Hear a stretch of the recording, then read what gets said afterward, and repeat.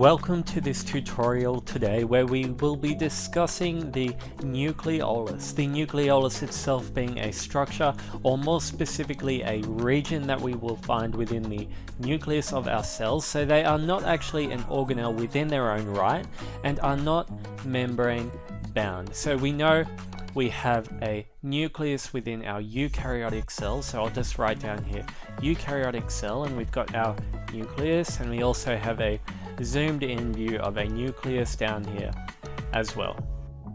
Now our nucleolus is going to appear as a darkly staining region within the nucleus, and when I say darkly staining, I just mean that if we were to perform a cell stain such as a H&E stain, we would see this area within the nucleus that appears darker than the rest.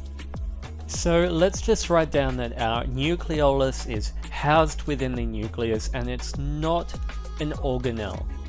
Now the nucleolus we usually only have one of within any particular nucleus. We sometimes have two, and in specific cells we may have actually much more than two, depending on the stage of that cell's life cycle that it's at or the type of cell that it is. So we usually only have one or two, and I'll just draw a second nucleolus here. And the number of nucleoli that we have within any given cell is usually reflective of its function, which is ribosomal subunit construction, and we'll write that down now. So if we have a very young cell that is producing lots and lots of proteins, we will expect to see additional nucleoli because we need more ribosomes. So the nucleolus is responsible for ribosomal subunit construction.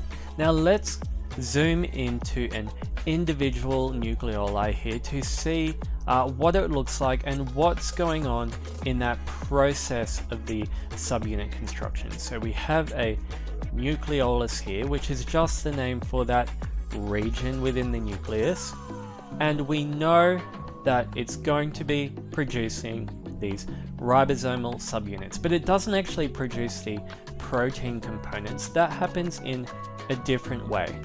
The nucleolus itself is going to be a structure that forms around a specific area of your DNA, and that area of DNA is called your ribosomal DNA.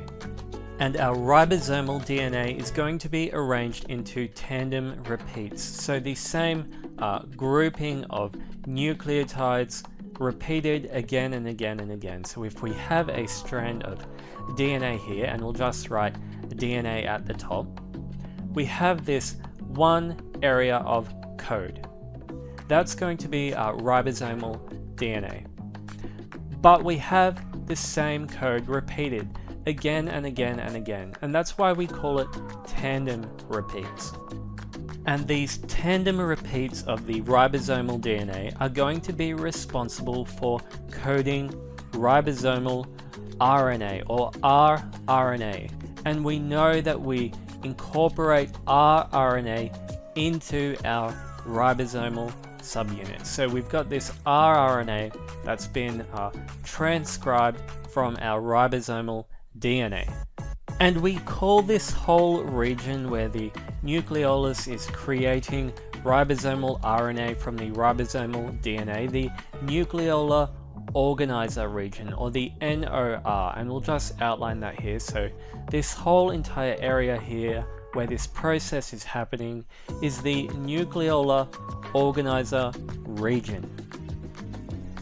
Now let's talk quickly about how that ribosomal subunit is actually constructed. So we have our ribosomal RNAs that have just been transcribed, and they're going to be joining the subunits that enter the nucleus from our cytoplasm. And once that happens, they will then exit the nucleus again through the nuclear envelope pores. Now if we just show this up down here, this whole process, so we have our cytoplasm, and within our cytoplasm we have the ribosomes that are going to be constructing the protein component of our ribosomal subunit. So we have a small and large subunit that will then enter the nucleus and enter the nucleolar organizer region. Once inside the nucleolar organizer region of our nucleolus, the large and small subunits will then join with their respective portions of ribosomal RNA. Then they can leave through the nuclear envelope or through the nuclear pores of the nuclear envelope once more to form a full ribosome. So they're going to join and functionally assemble into the ribosome, and we can see our large subunit here will be joined with our small subunit, and this step will happen once we're back inside the cytoplasm. So we have our full ribosome now, which is going to be involved in protein synthesis. So we just have this messenger RNA strand here and our completed ribosome, which is going to be then performing translation. And with that, we've covered the basics of our nucleolus. So it's a structure we have within our nucleus that's not going to be classified as an organelle itself, just as a region that's going to be performing ribosomal subunit construction, and it's also going to be formed around a specific area of DNA called your ribosomal DNA. Now,